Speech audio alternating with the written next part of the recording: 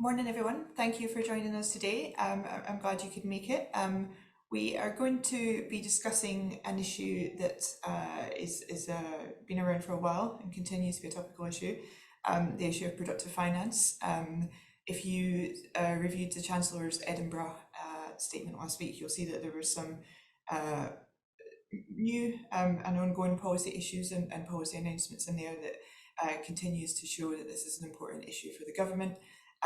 Today, we're going to be looking at the work of the Productive Finance Working Group, it's been around for about 2 years now. It's a sort of industry group that was set up by a couple of different government departments. And that's been specifically looking at how DC schemes can invest in less liquid assets. Today we're going to be looking at the new guidance, or new guides rather, that have been published by the group a few weeks ago. You can access those either on the Bank of England website or on the PLSA website. I think one of my colleagues is going to pop a link into the box. So we're going to be hearing from a number of those who were involved in drafting that guidance and sort of, leading the direction of the group, to hear a bit about how they came to this point, what's included in the guides, how it might be used to the trustees. I should say we are this is interactive session and we're live today, so if you do want to ask any questions, if you could just pop it into the box. We won't be having a sort of formal Q&A session, but I'll try and take any questions as we go along. Anything that pops into your head. We've got a really great panel of people who've been involved in this for some time, so hopefully they've got a lot of wisdom to share on the topic.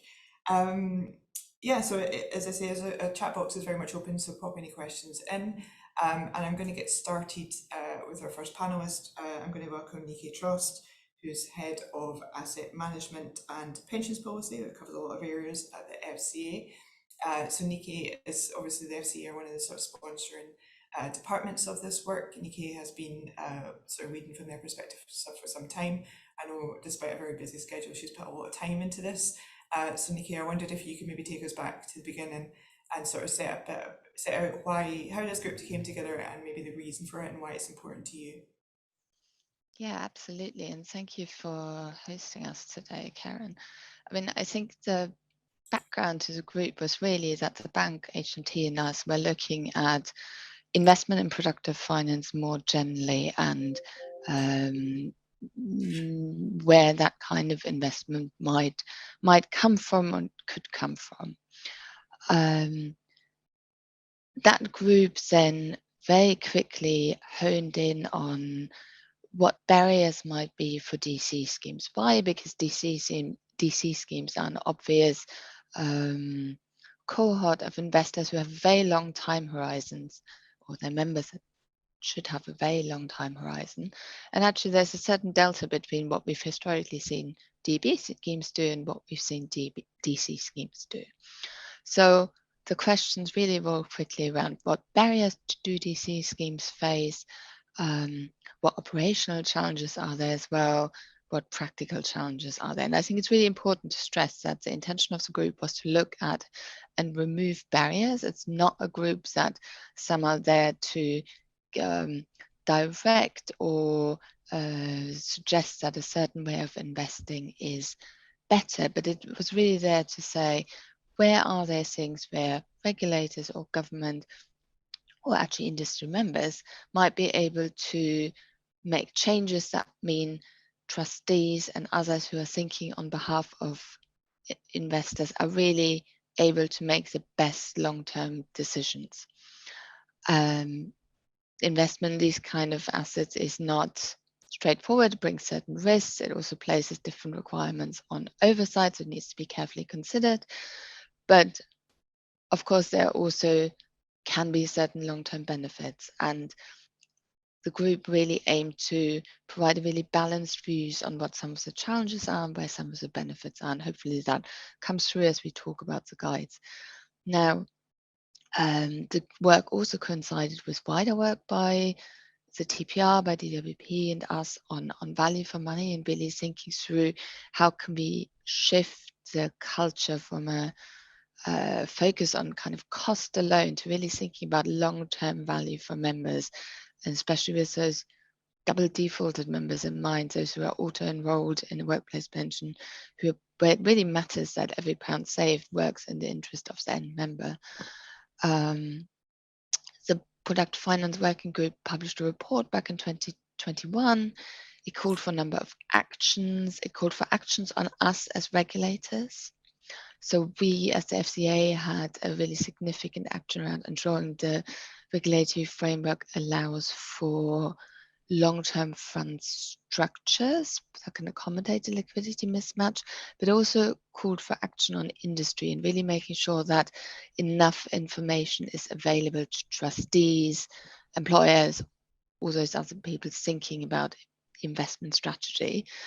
And the guides, Karen, that you referenced, really in response to that, providing further information on what to think about. They don't have all the answers, but hopefully they're a really useful resource in terms of thinking about what some of the challenges might be, what questions a trustee might want to ask, and how to think about that in terms of holistic investment strategy. Yes, indeed. So, I mean, just to give an overview, just if I would encourage you, if you haven't had a chance to look at the guides, do maybe click on the link and have a look just on this website. There's a lot of information in there. So, I'm just going to run through the key themes that are covered: value for money, performance fees, liquidity management. There's a section on the sort of different fund structures that you might want to consider. There's a really useful sort of background on the new long-term asset fund, which you referred to, which is a sort of new fund structure that's been put in place. I think it was already it was already sort of wound up, but certainly the group had some sort of input into what what that eventually looked like, what the final rules were. There's some sort of key questions on due diligence that trustees might want to consider when they're looking at these issues. And there's also some work that have been done by a working group of consultants, which I'm going to come to in a wee bit. But there's a lot in there. So I wonder sort of how did the group, how did it arrive at these? These were the key topics. How did this all sort of come together to get to the point where we're publishing this information? Yeah, and I'm sure other panelists will have views on that as well. But it was really working through what other areas that need to be considered carefully when thinking about those long-term investments, and where might there be areas where there's kind of knowledge gap, probably sounds wrong, but an area where information might not be that accessible. So especially on things like different fund structures, valuation practices, etc. A lot of that information is already out there, but hopefully the guides make it accessible in one easy place. Yeah, absolutely. Well, thank you for that. I may come back to you with some further questions, but you obviously referred to the role of industry. I'm going to bring in Tim Gosling, who is head of head of pensions policy at the People's Pension. So Tim, formerly of the PLSA, you may recall, many of you, but he not only has a busy day job, but he sort of led on one of the work streams, which is looking at the topic of value for money, and in particular how we approach value for money considerations in the context of less liquid assets.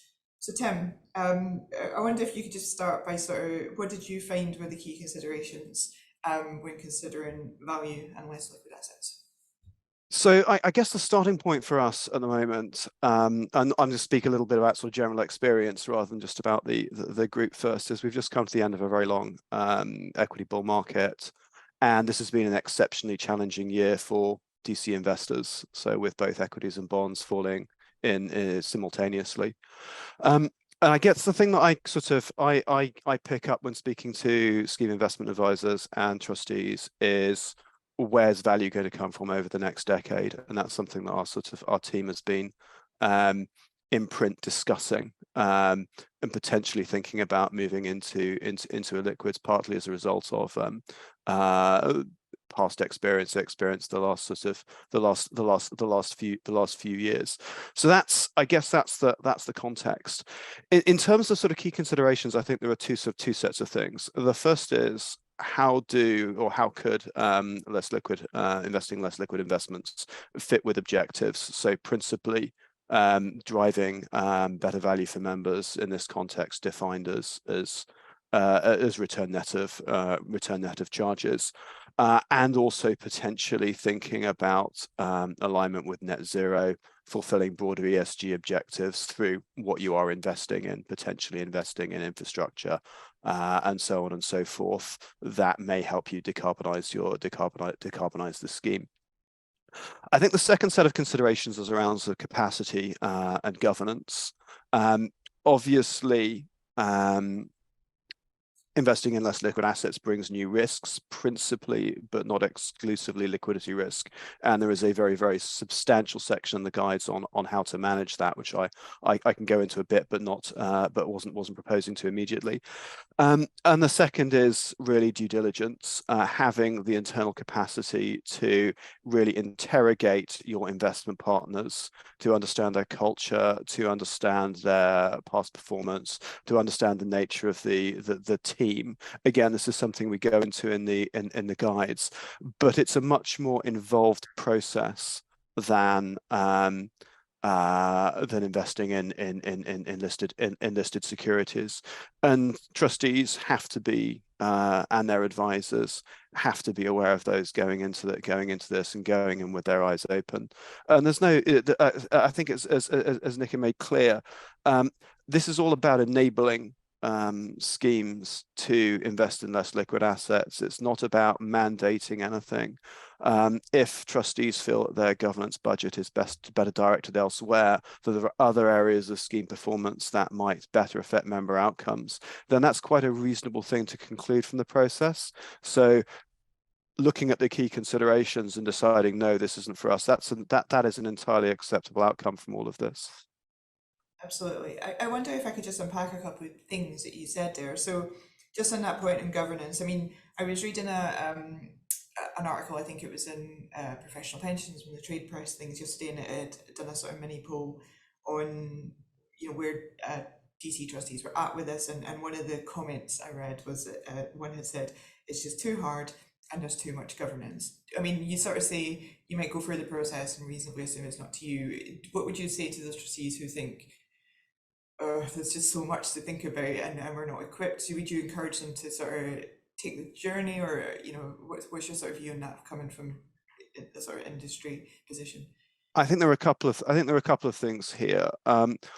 One is if schemes genuinely feel overwhelmed, then I think there is no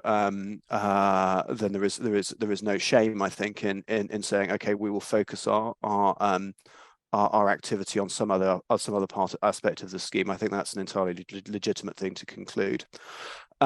I do think there is a lot of consultant help out there. I mean, certainly on the group, we had a representation of very strong, very able consultants who I think would be able to walk trustees through the processes that we discuss in the guides. But yes, this is an involved process.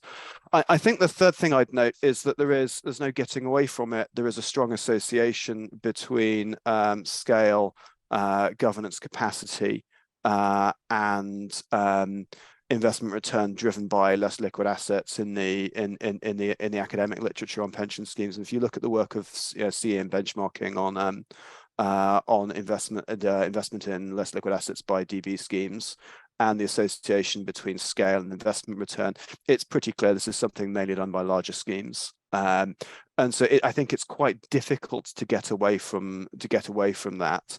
And yes, I mean that obviously has implications for smaller entities, but it's a fact that we just have to be aware of. So I wondered, I mean, as I say, the guides there's a lot of information in there, a lot of really useful information, and without getting into that, we only have an hour today, but I just sort of wonder, high level, what the sort of tools that you make use of as a scheme in terms of considering value in these things? So there are a number of difficulties here. Number one is, what are you benchmarking against? So for many private assets, there is no established benchmark. and you will have to choose a you'll have to choose a proxy of some nature, or some form of other measure of gauging what you are performing against. And again, that's something we discuss in the guides. You also need to think about time horizon, which again overlaps very strongly with the liquidity theme. It's common to judge performance of DC schemes over shorter time horizons. We suggest much longer time horizons in the start of the value guide. The second thing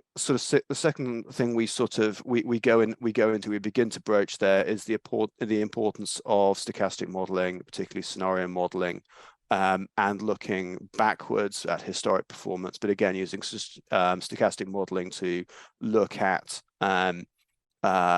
potential impact on member outcomes. And again, that's something that is you are going to want to undertake very likely in conjunction with your advisor. So there's a range of options out there. Something that we go into in a bit more depth in the value for money guide. But yes, you're right. It's quite an involved process. It will not be necessarily for every scheme. Thank you. I have so many questions. I may come back to you with some further questions. I mean, one thing I just wanted to bring up, I was going to ask at the end, but since you mentioned it, and I may bring Nike back in here as well, but the value for money is obviously on our agenda as a sort of forthcoming regulatory issue, shall we say, or we're expecting it to be. I should be clear that the publication is not regulatory guidance in any way. It's just some advice from people like yourself who are involved in terms of what considerations should be made. Do you have an expectation as to what's coming? There's obviously this sort of joint FCA TBR project on value for money. I may come back to Niki, just obviously she's more involved in what's coming. I appreciate you probably don't know, but how do you see this all fits together? Okay, so I think at the sort of the top level in relation to less liquid assets, we've got sort of 3 or 4 different themes. If you look at the Edinburgh package that came out last week, and then you compare that to the O'Neill review that was conducted for the Labour Party, you'll see a lot of similar themes. So a lot of focus on pension schemes being enabled to invest in less liquid assets, and even obviously this wasn't in the Edinburgh piece, but again, interest in both the government and in the opposition in the French TV initiative, which was a means of bringing together institutional investors and startups and growth phase companies in the French context. So I think this interest is going to remain, whoever is in government, and a lot of the themes seem to be very similar. I think in the sort of the second set of things, we've sort of got existing policy initiatives. So yes, I would expect value for money metrics to gradually reshape the UK pensions market. It's going to be increasingly clear who is performing against those metrics and who is not. And I would expect those metrics, when they are eventually published, to start reshaping the way schemes design their proposition. So both the investment proposition and also elements of the sort of what's in the member service bucket of things. So I think I'd expect those to have over time quite a significant impact. I guess in the sort of the third category of regulatory stuff, I mean, obviously there's some stuff that's going to come in this year around performance fees and asset allocation reporting, most likely from this October. But I don't see that being that's more sort of operational and enabling rather than sort of strategic. Next to me on my desk, I have all 328 pages. I don't know if I can bring it up to the camera there, of the FCA's consultation on pension dashboards. I'd expect that to result in a much more liquid market in pension transfers over time, which will impact on how schemes can invest. And obviously, we're expecting a consultation at some point on small pot consolidation, which again may trigger liquidity risks for schemes that are invested in less liquid assets. So it's quite a complex regulatory picture. On the one hand, we've got forces pushing us towards thinking about investing in less liquid assets.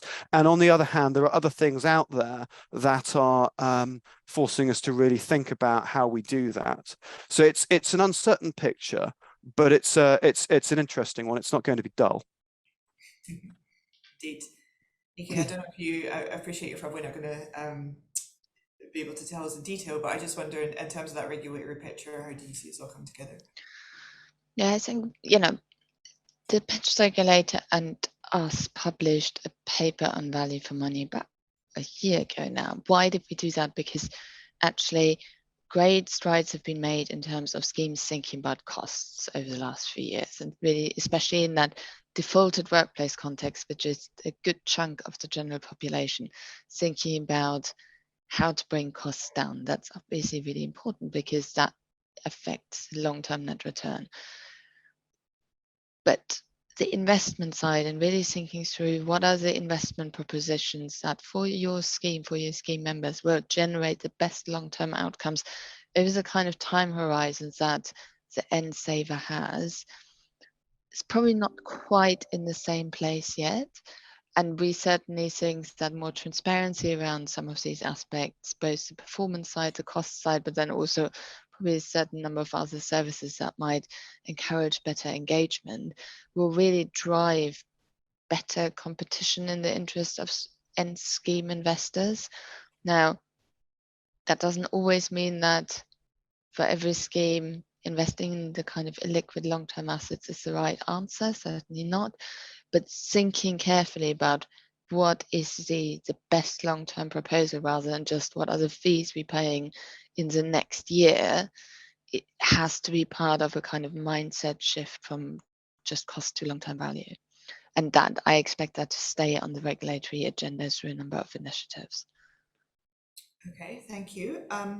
So I think I'm going to bring in another panelist now. I'm going to bring in Ross Hayter, who's sorry, I hear myself back. It was horrible. So sorry about that. Private equity director, but in particular, Ross led on the liquidity work stream, which I mean, obviously we've read a lot about pension scheme liquidity recently. That was wholly DB focused, but I think it's fair to say that, you know, DC trustees don't want to be the next thing that's, you know, subject to some sort of inquiry, or certainly don't want to be in the front page of the FT about this. So I just wonder, Ross, if you could just sort of, you know, when you were, what did the group find were the key liquidity considerations for trustees, DC trustees, when they were invested in less liquid assets? Thanks for that, Karen. And yeah, no, liquidity has obviously, you know, been an important subject very recently. And it should be, right?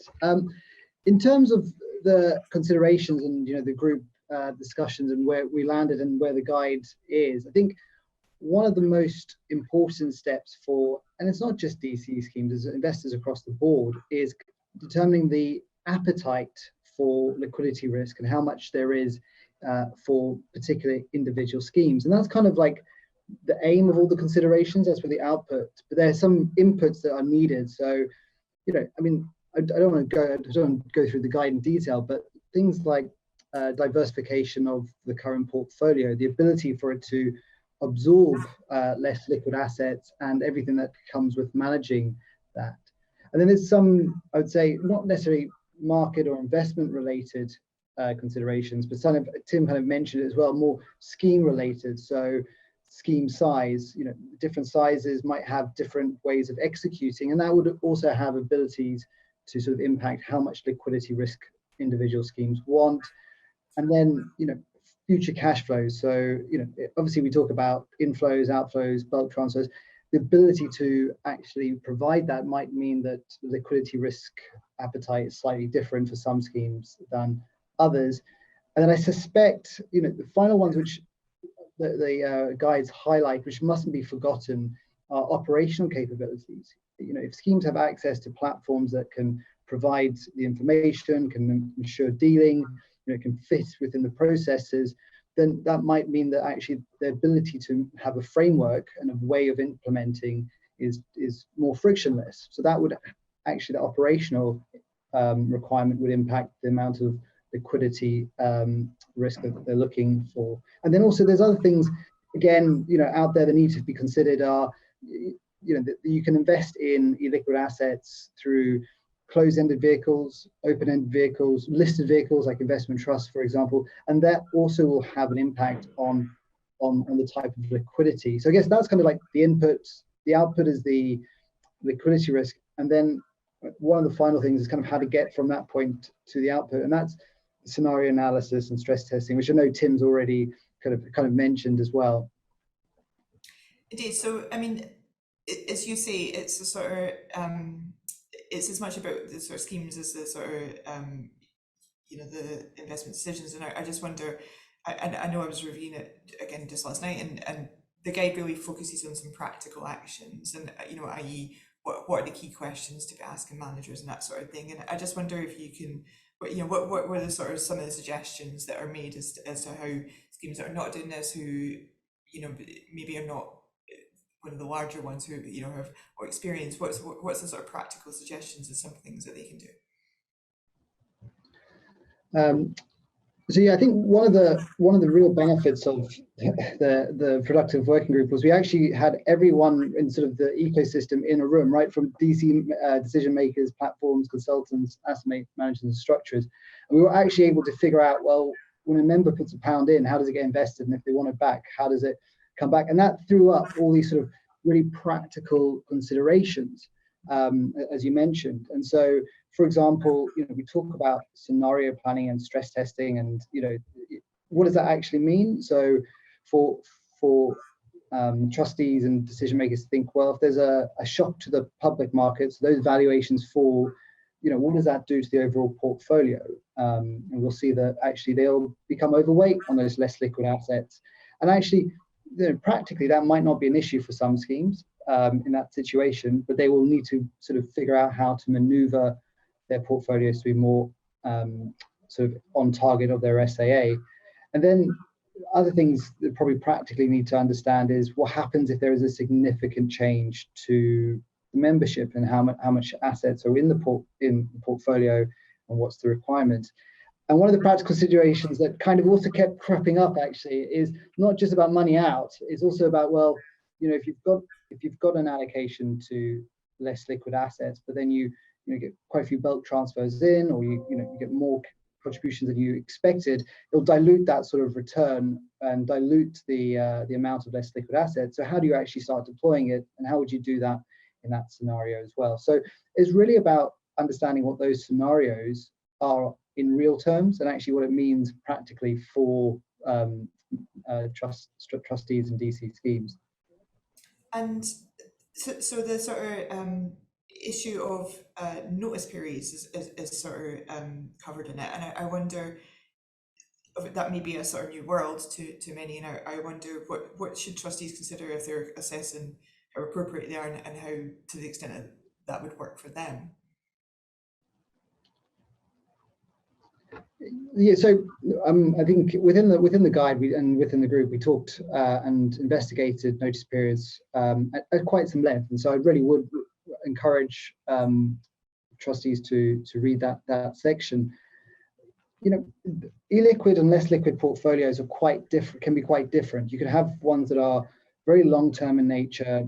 You're only going to start to see value created, years out, and that will have a very different liquidity profile and cash profile to something which is probably, might have a buoyant secondary market, expecting cash flows back, within a couple of years or even less, particularly. So you see different portfolios, and the managers will be, working with Nike and the FCA in terms of making sure they've stress tested and they've understood the liquidity and the bucketing, and whatever they've determined are appropriate notice periods matches the portfolio and minimizes any mismatch between the product terms and the underlying assets. But it's really important for trustees to also understand what's going on at the asset level. What is the liquidity actually like? And there might also be some other liquidity management tools that managers might use. And it's quite good as part of the due diligence thing to understand what all those levers, and then figure out how that works with the notice period. But it was really a case of understanding what that end asset looks like and the characteristic of it. Yeah, indeed.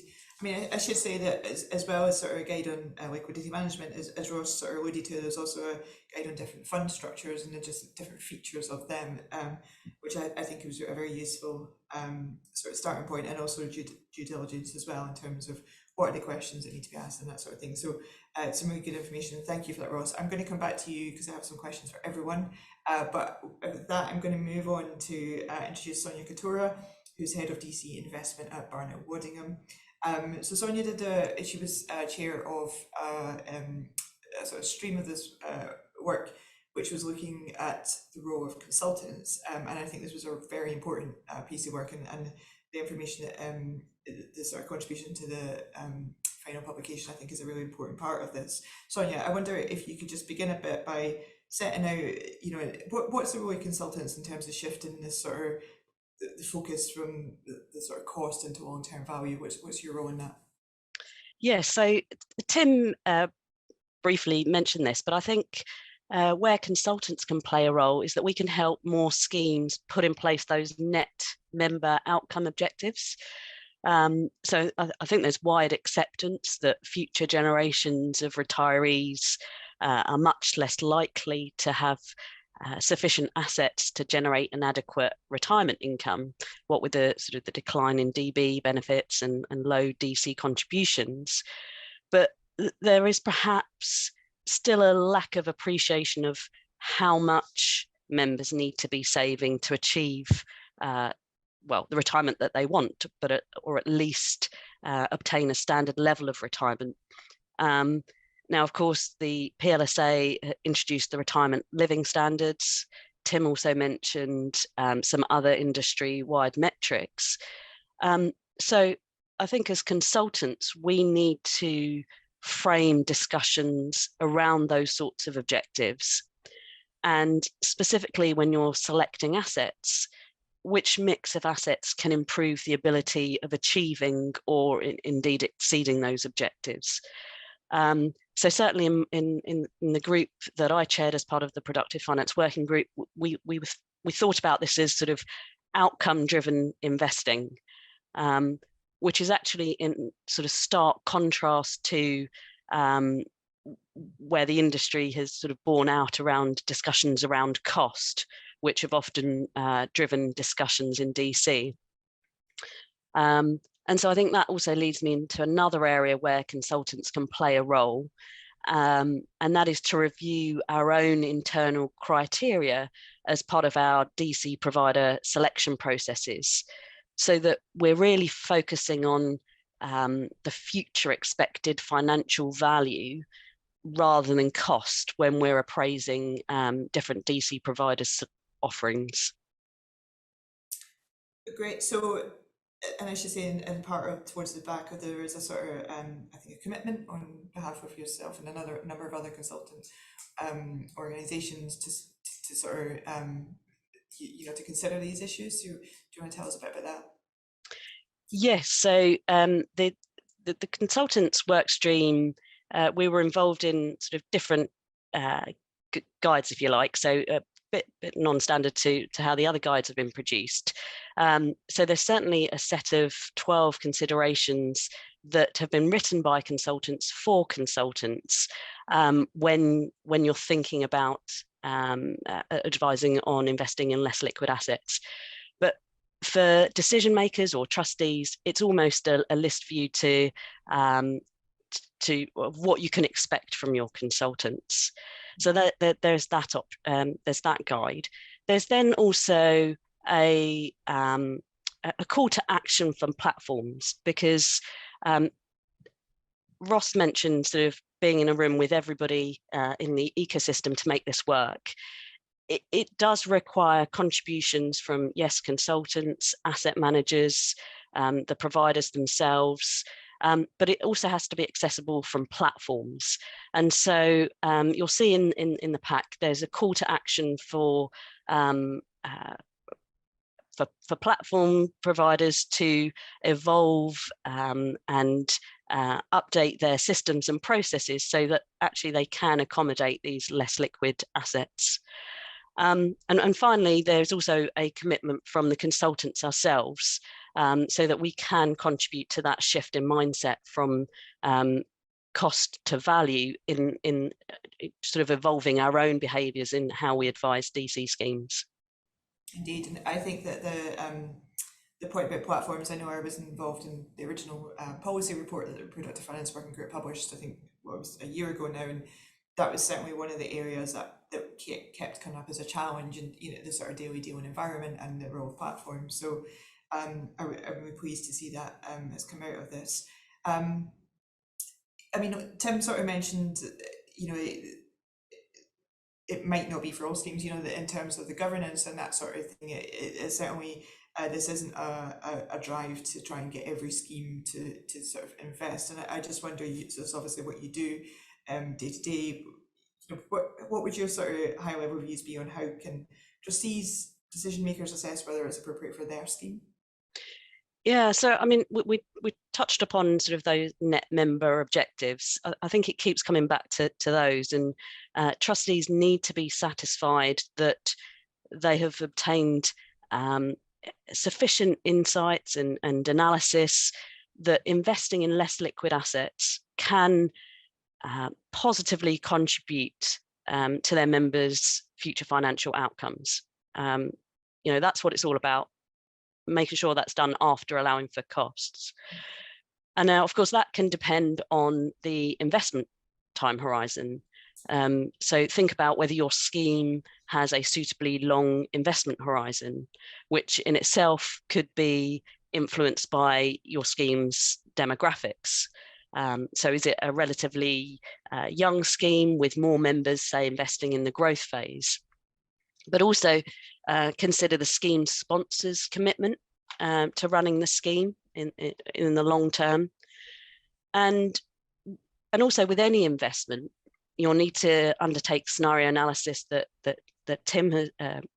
Ross spoke about, so that we can understand how the investment could play out in future. So in that case, check how the scheme's liquidity could change under different market conditions. And then finally, there are different approaches to accessing less liquid assets. So you'll need to assess which approach, if any, is commensurate with the governance budget you have. So, I mean, that all sounds the relatively reasonable set of considerations which you would make for any investment. But I think it's just making it specific to your own circumstances. Thank you. I'm going to come to a question. I'm aware some questions have come in. I'm not ignoring them. I was sort of going to come back to them at the end, but there was just one, it's a specific one on consultant, Sonia, so I'll push it to you. A slightly provocative one, I guess. It says, why are consultants not already focused on long-term outcomes rather than cost? I totally agree. We should have been doing this for a while, because my concern is we're walking blindly into a retirement crisis, and it's this exact point that we need to frame discussions around what is the gap that we have now, that we can, so that members can retire with financial security. We should have been doing it for a while. Indeed. So I just one final question before I bring in the rest, Sonia, but I wondered, another thing that I recall coming up was the sort of the supply of opportunities and the sort of availability of structures to enable this sort of investment. And do you think, I know there's a new long-term asset fund has sort of been put, the framework has been put into place in the last year or so. Is it getting better? How do you find it is in terms of on the ground there? In terms of the LTAF? Yeah, the availability of sort of investable opportunities. Yes, so I think sort of my colleagues in the Productive Finance Working Group have already mentioned that actually there are different ways to access these assets. We expect sort of the LTAF products in particular to reach the market in the spring. So indeed, I think there's been at least one filing that's been made with the FCA, and the others are in the pipeline. But it will be an industry effort to get more of these sorts of assets accessible to DC schemes. and hence why there was that call to action for platforms.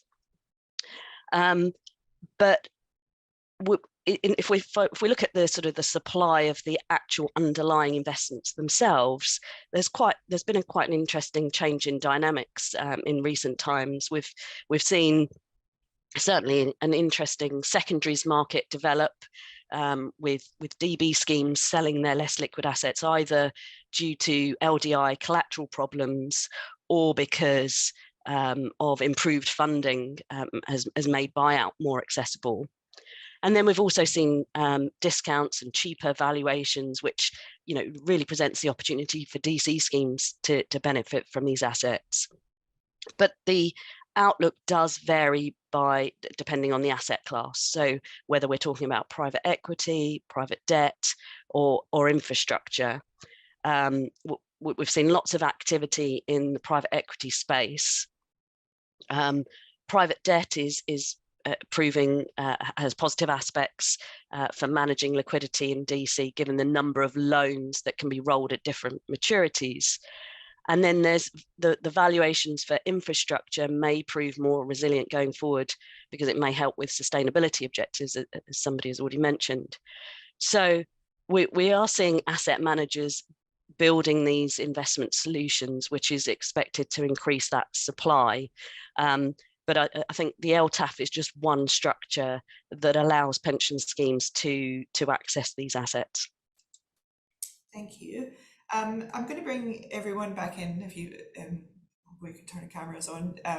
We have a question in from the audience, but I also have some just sort of general questions I'll throw out there to whoever the lucky victim is.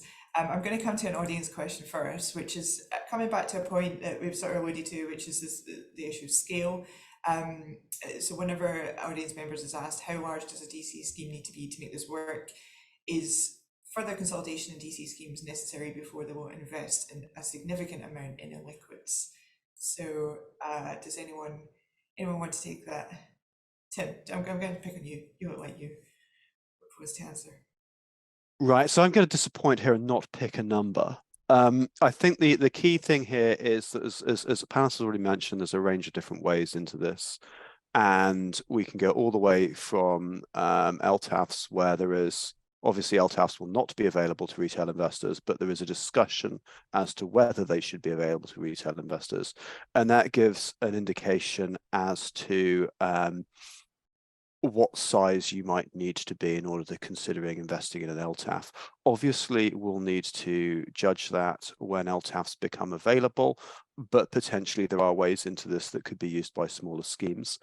Obviously, we then move up into sort of what we might term the Ontario teachers model at the other end of the spectrum, where you are investing directly in infrastructure, where I would expect that you have to be very, very large indeed. And I would anticipate that that would be beyond most UK entities.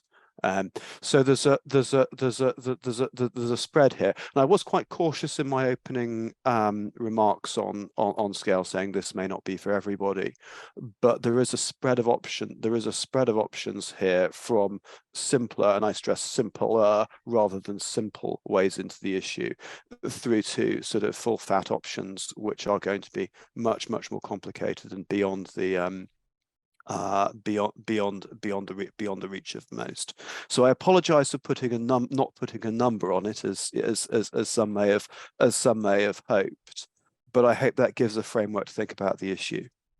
Indeed, thank you. No one has an academic knowledge of pensions like Tim, does he?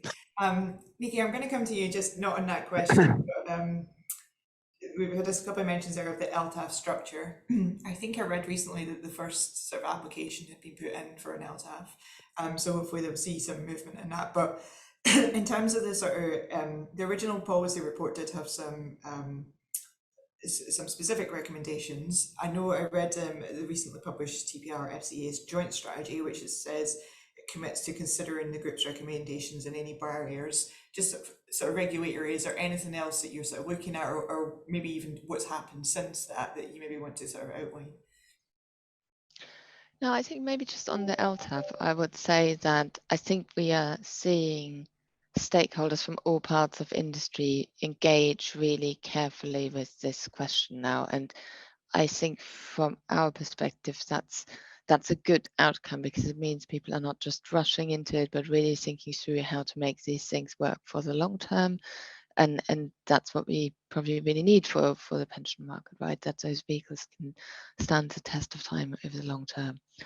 I think we have hopefully done our parts around recommendations for putting that framework in place. As Tim alluded to, we're still thinking about whether to expand the framework to make it available to a wider audience.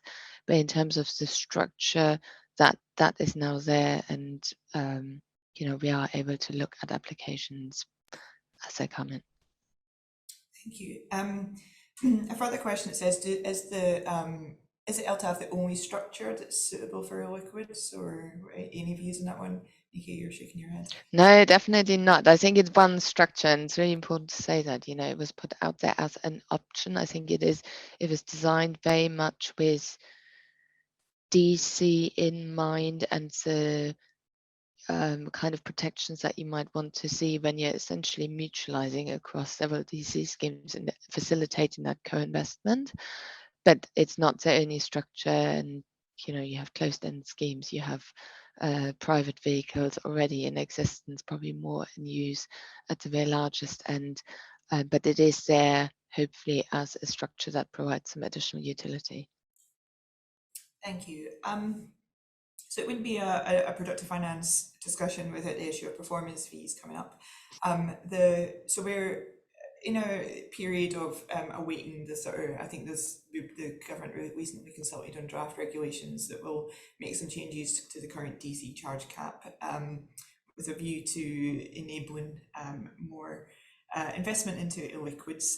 The sort of typical performance fee element is being identified as a barrier, and so the government plans to, I think early next year, they plan to proceed in terms of excluding those from the charge cap. The guidance has some information in terms of what trustees may want to consider if they're looking at performance fees for the first time. What are the sort of what the questions they should be asking themselves, that sort of thing. Tim, if I can maybe come to you, what's your sort of view on, if trustees are maybe encountering performance fees, how should they approach the issue? I guess the key thing for me is that there is nothing intrinsically wrong with the performance fees, provided they are aligned to delivering member value. And I think there are ways, as outlined in the guides, of aligning them well to member value. I would encourage people to have a look through that. The second thing is that yes, we'd expect specified performance fees to be excluded from the charge cap at some point next year. In order to be a specified performance fee, the performance fee has to have some member protections in it, but not all the member protections that we talk about, or the working groups talk about in the guides. So things you want to think about are exactly when the conditions under which the performance fee is triggered, how performance fees are spread across the membership, given that the timing of the performance fee being taken and the entry and exit into of members into the fund might be complex. It might lead to effective cross subsidy of some members by others, or disproportionate impact of the performance fee across the membership, and you'll want to think about that quite carefully. I would also, not wanting to sort of direct people to other sources of information and sort of non-regulated advice, but do look at the draft statutory guidance that DWP have produced on this issue, which talks in some depth about how to structure arrangements in order to spread spread performance fees appropriately across the membership. There are some interesting worked examples in there, and I think you could put those usefully together with the material in the guide, and then also think about things such as high watermarking and clawback that are gone into in less depth in the DWP material. And what I mean by that are arrangements to make sure that short-term fluctuations in performance don't result in outsized performance fees being charged as a result of asset values going up and down. What we're interested in here is performance over the long term being rewarded rather than fluctuation being rewarded. So there's multiple sources of advice out there, not just our guides. And yeah, the DWP documentation and the regulatory change we'll see this year, I think, will spur a bit more discussion on this topic. Indeed, look forward to that. Ross, I maybe just want to ask you, can I change the topic a bit? But so the PLSA is sort of generally finding that our members are, you know, either they've made some sort of commitment to net zero, or they're thinking through when they're going to do it, and what that's going to look like. I think it's fair to say that many are at the beginning of that journey, and I just wonder, you know, what's the sort of expectation as more and more people who, you know, have made that commitment are looking at what it looks like on the ground. You know, presumably there's sort of limited ability to do that merely for their sort of stewardship or voting. Do you expect that there's going to be more demand for this sort of thing as more schemes look to the sort of transition and the role that they play in it? That's a good question, Karen. I think, yeah, I think the answer is yes. I think there's, not to go into like the detail, like the different sort of type of articles and sort of all the different parts of regulation there, but I think broadly, by going out of the public markets and looking at what there's available, you know, Sonia mentioned infrastructure as well, but private credit, private equity, that does offer a universe that's not available in the public to help find and identify companies, projects, businesses that could help with that net zero agenda. So that there is definitely opportunity there. It takes a different skill set, working with managers, understanding what the parameters are. Those sort of implementation challenges still will be there, as they are in the public market, making sure the framework's there.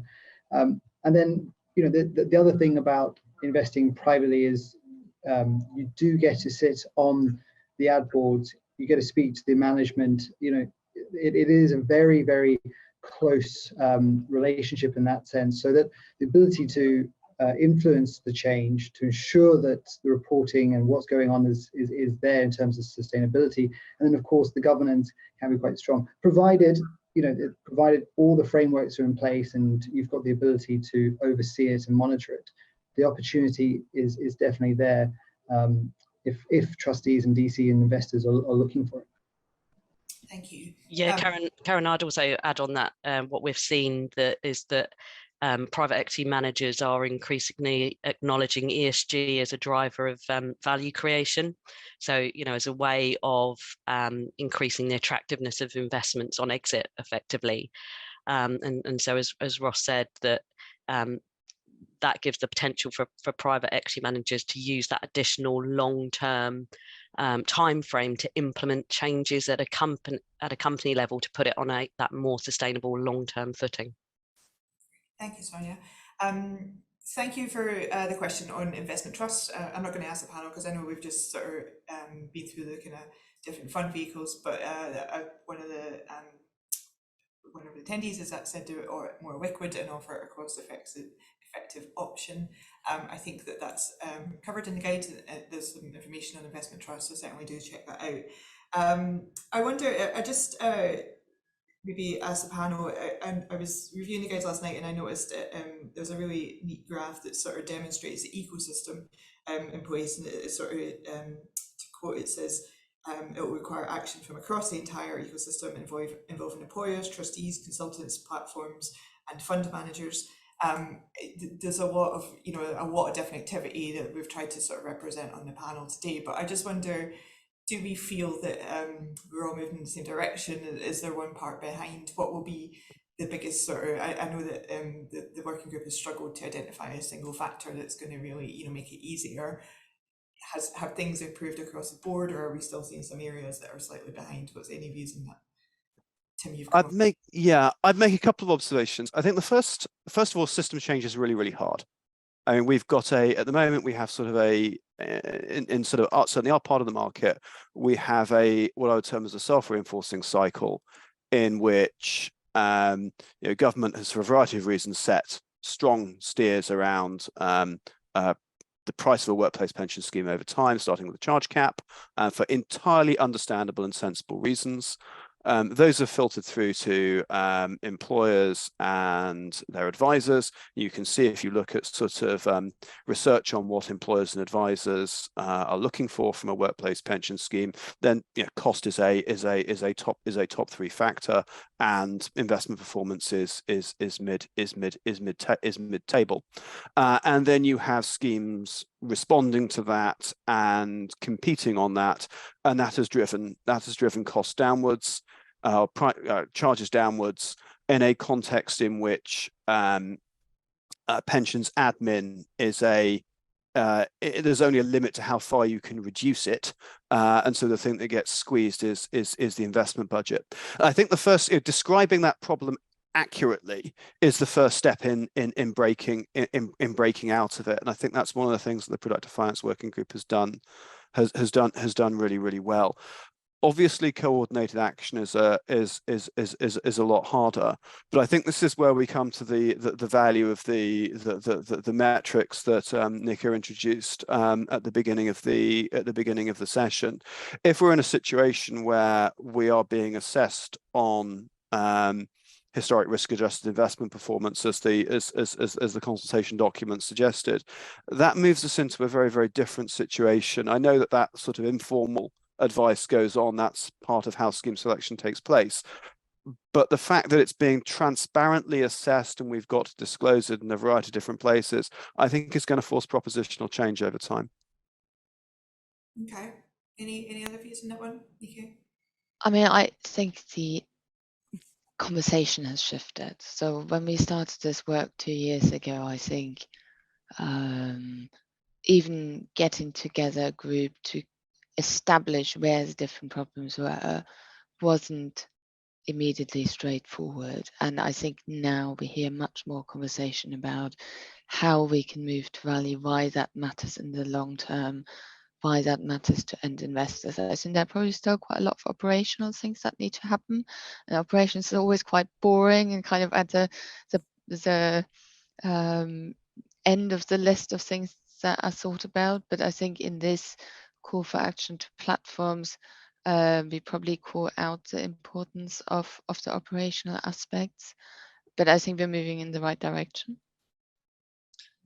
Yeah, I think from an investment perspective, the last decade or so, we could have sat in passive equities and bonds, and that would have taken us a fair way along the journey.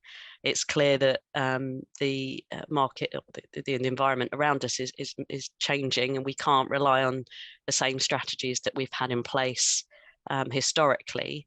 And so that does mean evolving systems and processes to be able to access a wider investment opportunity set. And it then does mean that the way we measure things and monitor them will also need to evolve too. So it is DC's always been a holistic piece, right? So you can design a fabulous investment strategy, but if it can't be administered, it's no good. If you can't communicate it to the members, it also detracts value. So it's always been a holistic piece. I guess in order to innovate, we all need to also innovate together as well. Thank you. And Ross, final word to you. Do any views on that? I think it's just for us keeping the dialogue open across all the different parts of that ecosystem. We can bring ideas and innovations, and we can also learn from others and understand where the pain points are, and also where we can do things as well. So I think the dialogue really helps move this forward. Great, thank you. We've run out of time today, so apologies that we weren't able to take more questions. But I want to thank all our panelists. I think that was a really interesting discussion, but also for their contributions. It's been a huge amount of work to go into these guides, and I really hope that they're useful. So thank you to Sonia and Nike and Tim and Ross for joining us today. And thank you to you for joining us and for your questions. I hope that that was in some way helpful. Don't forget the guides are all published. They're on the Bank of England website, but you can also access them via the PLSA website. And I know my colleague has popped a link into the box, so hopefully that'll be some lovely Christmas reading for you. And thanks again. I hope to see you again soon on one of our events.